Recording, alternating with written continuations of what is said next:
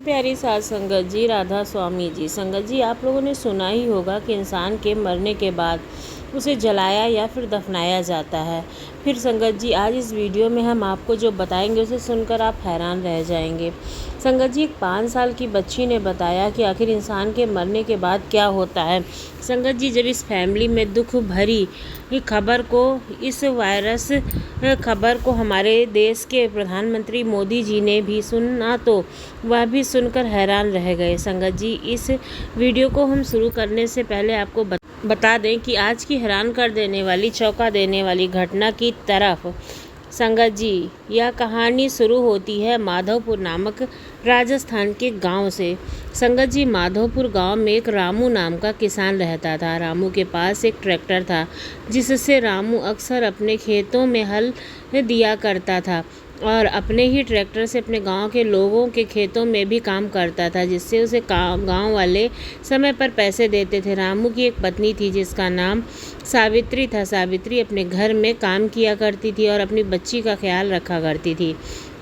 रामू की एक बेटी थी जिसका जन्म अभी 3 महीने पहले ही हुआ था और उसका नाम था काजल। संगत जी, रामू अपने व्यापार और अपनी पत्नी और अपनी बेटी से बहुत खुश था, क्योंकि वह जानता था कि मनुष्य को जीवन में जितना कुछ मिले उतना ही कम है, क्योंकि माँ का कुआं कभी भी भरता नहीं है। इसी तरह देखते ही देखते 2 साल बीत गए। हल जोतने के लिए चला जाता। वहाँ जाने के बाद रामू उसके खेत में अपने ट्रैक्टर से हल जोत रहा था। तभी रामू का एकदम से पैर फिसल जाता है और रामू चलते हुए ट्रैक्टर से नीचे गिर जाता है। वहाँ रामू को बचाने के लिए आसपास कोई नहीं था। अगर होता भी तो ट्रैक्टर की आवाज़ की वजह से उसे कुछ सुनाई भी नहीं पड़ता और पैर फिसल जाने की वजह से रामू का शरीर उसे ट्रैक्टर के बड़े टायर के नीचे आ जाता और वहीं उसी समय पर रामू की मृत्यु हो जाती है। संगत जी, अब जैसे ही कुछ गांव वालों को पता चला तो सभी गांव वाले भागकर रामू के ट्रैक्टर के पास गए और वहां जाकर के उन लोगों ने इस मंजर को देखा तो वो सभी देखकर हैरान हो गए। उन लोगों ने वहां पर जाकर देखा कि रामू के ट्रैक्टर के नीचे रामू का शरीर फंसा हुआ है और जब कुछ लोगों ने रामू की सांस देखी तो उन्होंने जाना कि रामू का अंत हो चुका है। संगत जी, अब कुछ गांव वाले मिलकर सबसे पहले रामू की लाश को उठाकर अपने नज़दीक के अस्पताल में ले गए। वहां पर ले जाने के बाद वहां के डॉक्टर रामू की बॉडी का पोस्टमार्टम करते हैं। संगत जी, पोस्टमार्टम होने के बाद रामू के शरीर को उनके घर के लिए एम्बुलेंस के द्वारा भेज दिया गया। संगत जी, अब जैसा कि रामू के घर के आगे एक एम्बुलेंस जाकर रुकती है तो घर के अंदर में रामू की पत्नी सावित्री अपनी बेटी को अपने गोद में लेकर बाहर निकली। वह सोचती है कि भला आज हमारे घर एम्बुलेंस क्यों आई है। संगत जी, तभी वह देखती है कि एम्बुलेंस के आते ही सबसे पहले उसके अंदर से 2 पुलिस वाले निकलते हैं, फिर एक नर्स निकलती है और उसके बाद 2 लोग मिलकर एक मृत शरीर को निकालते हैं जिसके ऊपर सफ़ेद कपड़ा ढका हुआ था। संगत जी, यह नज़ारा देखकर रामू की पत्नी सावित्री बहुत ज़्यादा परेशान हो जाती थी। उसे समझ नहीं आ रहा था कि आखिर यह क्या हो रहा है और यह मेरे घर के सामने क्यों हो रहा है, आखिर यह कौन है। संगत जी, कभी में ये दोनों लोग मिलकर उस मृत शरीर की सावित्री के पास ले जाते हैं और वहाँ लाने के बाद उसके सामने रख देते हैं और फिर संगत जी, जैसी सावित्री अपने बच्ची को गोद में लेकर नीचे बैठकर उसे लाश के ऊपर अपना कपड़ा हटाती है तो वह देखती है और हैरान हो जाती है कि उसका पति रामू है। अब तो यह देखकर सावित्री एकदम से चक्कर खाने लगती है। उसे विश्वास ही नहीं होता कि ऐसा कैसे हो सकता है। अब पूरे 1.5 घंटे बाद सावित्री को फिर से होश आता है तो वह देखती है कि उसके गांव वाले उसके चारों तरफ बैठे हैं और उसकी आंखों में आंसू है, सब उदास बैठे हैं। अब तो सावित्री को ना चाहते हुए भी यह कबूल करना पड़ता है कि उसका पति रामू अवश्य दुनिया में नहीं रहा। फिर सावित्री ने सबसे पहले अपनी बेटी काजल को अपनी छाती से लगा लिया और धीरे ज़ोर ज़ोर से रोने लगी। और संगत जी, उसके बाद सावित्री अपने पति रामू को शरीर के पास जाती है और उसकी छाती पर अपना सिर रखकर धीरे धीरे बोलने लगती है, आपको पता है हमने मिलकर अपनी बेटी के लिए क्या क्या सपने देखे थे। अब हमारी बेटी को कौन पढ़ाया लिखाएगा और जब भी हमारी बेटी बीमार पड़ेगी तो डॉक्टर के पास कौन ले जाएगा। आप कुछ बोलते क्यों नहीं हैं। जब हमारी शादी हुई थी तो आपने 7 जन्मों की कसमें खाई थीं, और देखो पहले जन्म में भी आप मेरे साथ ज़िंदगी भर एक पति का रिश्ता नहीं निभा पाए, आपका वादा टूट गया। संगत जी, ऐसी ऐसी बातें कर के सावित्री अपने पति की छाती पर लटक कर रोने लगती है। और फिर किसी ने सच ही कहा है कि जब अपनों के बीच में अपना चला जाता है तो उसे दर्द को अपनी समझ सकते हैं, क्योंकि पराये तो केवल साथ मिलकर रोने का नाटक कर सकते हैं। संगत जी, अब गांव के कुछ लोग मिलकर रामू के अंतिम संस्कार करने के लिए उसे ले जाने लगते हैं। उधर शमशान घाट में जाने के बाद रामू के शरीर को लकड़ियों के ऊपर रखा जाता है और पूरे विधि विधान से उनका अंतिम संस्कार किया जाता है। संगत जी, अब तो बेचारी सावित्री और उसकी बेटी काजल दोनों पूरी तरह से अकेले हो चुके थे। अब ना तो उनका कोई जीने का सहारा बचा था और ना ही उनके घर में उनका कोई ख्याल रखने वाला बचा था। संगत जी, कुछ महीनों तक जो सावित्री आस पड़ोस में जाती, वे लोग सावित्री को खाने पीने के सामान दे दिया करते थे, क्योंकि उन लोगों को सावित्री के हाल देखकर दया आ रही थी, इसलिए वो लोग सावित्री की मदद कर रहे थे। लेकिन संगत जी, अब आखिर वह भी कितने दिन तक सावित्री की मदद करते। अब उन लोगों ने भी सावित्री को खाना बंद कर दिया, सब्जी देना बंद कर दिया। और एक दिन सावित्री सुबह सुबह अपने पड़ोसी के घर एक बड़ा कटोरा लेकर जाती है और अपनी पड़ोसी से कहती है कि दीदी, मुझे इसमें थोड़ा सा आटा भर दो। तभी सावित्री की पड़ोसन सावित्री से कहती है, सावित्री देखो, अब तो तुम्हारे पति को मरे पूरे 7 महीने हो चुके हैं। अब कब तक तुम इसी तरह से अपने घर में अकेली बैठी रहोगी और कब तक इस तरह से अपने पड़ोसियों से मांग कर खाना खाओगी। सावित्री, सच बताऊं तो आज नहीं तो कल सभी लोग तुम्हें मना कर देंगे। मैं खुद आज तुम्हें नहीं आटा दे पाऊंगी। सावित्री, मैं तुम्हें अपना मानती हूँ, इसलिए मैं तुम्हें अच्छी राय देती हूँ। तुम कहीं किसी घर में काम ढूंढ लो और कुछ 2 पैसे कमाओ, जिसकी वजह से तुम अपने घर का खर्चा चला सको, अपनी बेटी का और अपना पेट भर सको। इस तरह से काम नहीं चलेगा। संगत जी, अब तो क्या था, बेचारी सावित्री अपने पड़ोसी के घर से खाली हाथ उसे बर्तन को ले करके वापस अपने घर चले जाती। सावित्री के घर जाते ही सावित्री की बेटी काजल अपनी माँ से कहती कि माँ, क्या हुआ, आप तो आटा लेने गए थे, फिर आटा क्यों नहीं लेकर आए। सावित्री ही की तभी कहती है बेटी से, आज पड़ोसी आंटी ने घर में आटा ख़त्म हो गया था, इसलिए आज उनके घर आटा नहीं है। संगत जी, तभी काजल कहती है, माँ फिर क्या करें हम, मुझे तो बहुत ज़ोर से भूख लगी है। काजल अब पूरे 5 साल की हो चुकी थी, वह बहुत ही ज़्यादा समझदार थी। उसके बाद सावित्री काजल से कहती है, बेटा कल रात का खाना अभी बचा हुआ है, मैं तुम्हारे लिए इस खाने को ही गर्म कर देती हूँ, तुम खा लो। मुझे भूख नहीं है क्योंकि रात मैंने कुछ ज़्यादा खा लिया था। संगत जी, उसके बाद सावित्री काजल के लिए खाना गर्म कर देती है और जैसे ही काजल को खाना डालती है, फिर काजल सावित्री से कहती है कि माँ, मुझे पता है भूख आपको भी लगी है, अगर आप मेरे साथ खाना नहीं खाओगी तो मैं भी नहीं खाऊंगी, आपको मेरे साथ खाना खाना पड़ेगा। भले ही खाना कम हो, लेकिन हम दोनों मिलकर बांट कर खाएंगे। संगत जी, उसके बाद दोनों माँ बेटी मिलकर खाना खा लेती हैं और फिर सावित्री सीने के लिए बिस्तर लगा देती है। सावित्री बहुत उदास थी, वह सोच रही थी कि चलो आज तो हमने जैसे तैसे रूखा सूखा खाकर रात गुजार ली, लेकिन कल सुबह होते ही मैं क्या करूँगी, कहाँ से इसके लिए खाना लेकर आऊँगी, कहाँ जाऊँगी, हे भगवान मेरा साथ दो, मैं क्या करूँ। संगत जी, उसके बाद काजल अपनी माँ से कहती है, माँ मुझे पता है तुम क्या सोच रही हो। काजल की ऐसी रहस्यपूर्ण बातें सुनकर सावित्री थोड़ा हैरान हो जाती है और वह काजल से कहती है, बताओ मैं क्या सोच रही हूँ, तुम्हें कैसे पता चला। तभी काजल कहती है, माँ आप चिंता ना करो, सुबह हमारे खाने का इंतज़ाम कहीं ना कहीं से हो जाएगा। काजल की आवाज़ सुनकर सावित्री काजल से कहती है, अरे काजल, कहाँ से हो जाएगा खाने का जुगाड़, हमारे घर में तो खाने के लिए एक दाना भी नहीं है। तभी काजल कहती है, माँ आप ही सोचकर भगवान से हमें खाने के लिए मुंह दिया है तो उसे डालने के लिए पेट भी देंगे, तो उसमें खाने के लिए भी कुछ न कुछ दिया ही होगा और उन्होंने पहले ही सोच रखा होगा, इसलिए हमें चिंता करने की ज़रूरत नहीं है। काजल की ऐसी ज्ञानवर्धक भरी बातें सुनकर सावित्री हैरान रह जाती है। वह सोचती है कि यह मेरी बेटी इतनी समझदार कैसे हो गई, इतनी अजीबोगरीब बातें कैसे कर रही है। तभी काजल अपनी माँ से कहती है, माँ अगर आप बुरा ना मानो तो मैं एक बात पूछूं। माँ मेरे पापा कहाँ हैं, आपने मुझे बताया नहीं।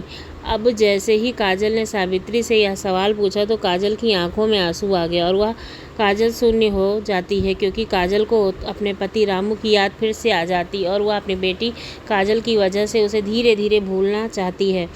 संगत जी, तभी सावित्री झिझकती हुई अपनी बेटी काजल से कहती है, बेटा जब तुम पूरे 2 साल की थी तभी तुम्हारे पिताजी का दुर्घटना की वजह से हमें छोड़कर चले गए थे। माँ छोड़कर चले गए थे तब क्या मतलब हुआ, अब कहीं और रहते हैं।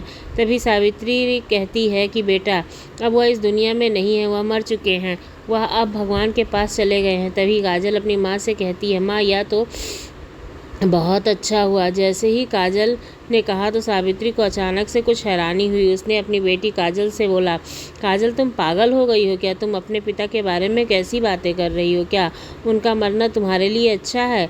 संगत जी, तभी काजल ने कहा कि माँ मुझे बताओ, क्या मरना गलत है? क्या आपको कभी नहीं मरना है? जिसका जन्म हुआ है उसकी मृत्यु तो निश्चित है, वो एक ना एक दिन मरेगा, तो मरना गलत कैसे हुआ? माँ और हैरान हो जाती है, कहती है कि बाबा जी के पास जाने के बाद इंसान को किसी भी बात का दुख नहीं होता है।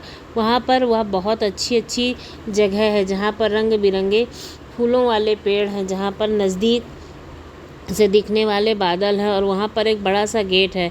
संगत जी, ऐसी बातें सुनकर सावित्री थोड़ा हैरान हो जाती है और फिर एकदम से काजल से कहती है, चलो चलो कोई बात नहीं, अब तुम सो जाओ, तुम बात बहुत करती हो और देर हो गई है। अब दोनों माँ बेटी रात में सो जाते हैं। जैसे ही आप सुबह होती है तो सुबह होते ही सावित्री काम ढूंढने के लिए अपने गांव में चली जाती है। वह सबसे पहले अपनी गांव के एक सेठ के पास जाती है। वहां जाकर सावित्री सेठ से कहती है कि सेठ जी मुझे काम चाहिए। आपको तो पता ही है, जब से मेरे पति का देहांत हुआ है तब से मैं अकेली हो गई हूँ। मैं अपनी बच्ची का पेट नहीं भर पा रही हूँ। क्या आप हमारी मदद करेंगे? संगत जी, तभी वह सेठ सावित्री से कहता है, सावित्री बेटा मुझे सब पता है, तुम्हारे ऊपर बहुत बड़ा संकट है और संकट में मैं तुम्हारी मदद ना करूँ ऐसा हो सकता है? बताओ मैं तुम्हारी क्या मदद करूँ? तभी सावित्री उसे सेठ से कहती है कि सेठ जी मुझे कोई काम दे दीजिए जिससे बदले में मुझे कुछ पैसा दिया जाए। तभी वह सेठ कहता है कि सावित्री तुम ऐसा करो, तुम हमारी दुकान में रहो। हमारी दुकान पर यदि कोई भी ग्राहक आकर कुछ भी मांगे तो तुम उनसे उचित पैसा लेकर के सामान दे देना और मैं तुम्हें तनख्वाह दे दिया करूँगा। तभी सावित्री सेठ से कहती है कि सेठ जी आपका बहुत बहुत धन्यवाद, लेकिन सेठ जी अब आप मेरी मदद और करिए। तभी सेठ बोलता है, हाँ सावित्री बोलो क्या करना है? तभी सावित्री कहती है कि सेठ जी आज मेरे घर में खाने के लिए दाना भी नहीं, आप मुझे कुछ चावल दे दीजिए जिससे कि आज मैं अपनी बेटी को कुछ खिला पिला सकूँ। कल से मैं आपके दुकान में काम के लिए आ जाऊँगी।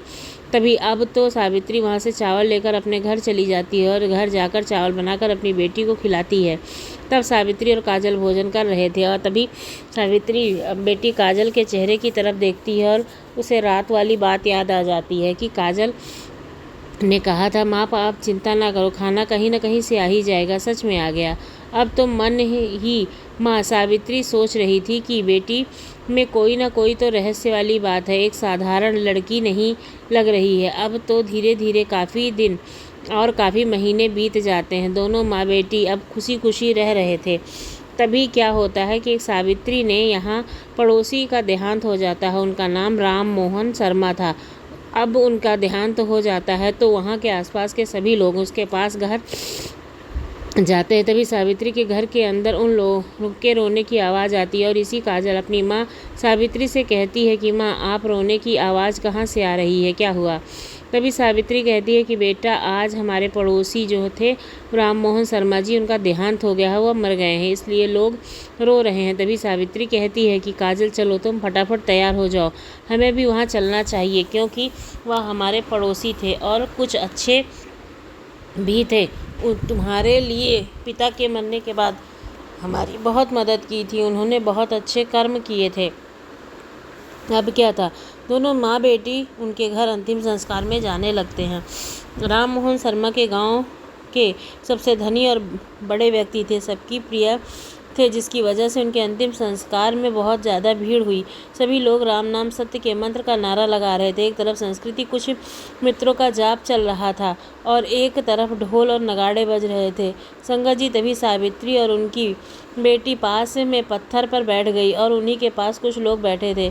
तभी पास बैठे हुए लोग आपस में बातें कर रहे थे। तभी लोग बोल रहे थे कि जो भी हुआ बहुत बुरा हुआ, ऐसा नहीं होना चाहिए। तभी उन दो लोगों की इन बातों को सुनकर काजल ने उन लोगों से कहा, अरे तुम यह कैसी बातें कर रहे हो, क्यों नहीं होना चाहिए था, जो भी हुआ बिल्कुल ठीक हुआ। तभी वहाँ बैठे एक आदमी ने हंसते हुए काजल से कहा, अरे यह बच्ची किसकी है, यह कैसी बातें कर रही है।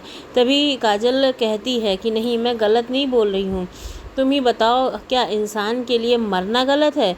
क्या तुम्हें पता नहीं, मृत्यु को इंसान के लिए एक मोक्ष का द्वार कहा जाता है। हर मनुष्य को इस द्वार से होकर गुजरना होता है। फिर तुम लोग सब दुखी क्यों हो रहे हो? अगर दुखी हो तो फिर ढोल नगाड़े क्यों बजा रहे हो? अब तो काजल की ऐसी रहस्य भरी बातें सुन करके वे सभी हैरान हो गए। और तभी काजल कहती है, तुम्हें पता है मरने के बाद लोग कहाँ जाते हैं? मुझे पता है, वहाँ पर बहुत सुकून है, वहाँ पर बहुत ज़्यादा अच्छा लगता है। वहाँ फूलों की बारिश होती है, ठंडी स्वर्ग की हवाएं चलती हैं, हाथ लगाकर मासूम महसूस करने वाले बादल उड़ते हैं। तो बताओ, करने के बाद में दुख कहाँ मिला? अब तो सावित्री भी अपनी बेटी की ऐसी बातें सुनकर हैरान हो जाती है। वह अपने मन ही मन सोचने लगती है कि मेरी बेटी कोई साधारण नहीं है। अब रात हो चुकी थी। रात होते ही सावित्री अपनी बेटी और अपने लिए खाना बनाती है और काजल की थाली में परोस देती है, खुद खा लेती है। भोजन करते करते सावित्री अपने मन में सोच रही थी कि आज मैं इसकी परीक्षा लूँगी, मैं जान कर रहूँगी कि आखिर ये कौन है। अब जैसे ही सावित्री और काजल सोने जाते हैं तो सावित्री अचानक से रोने लगती है। काजल अपनी माँ के रोने की आवाज़ सुनकर सावित्री से कहती है, क्या हुआ माँ, आप रो क्यों रहे हो? तभी सावित्री अपनी बेटी से कहती है कि बेटा, मुझे तुम्हारे पिता की याद आ रही है।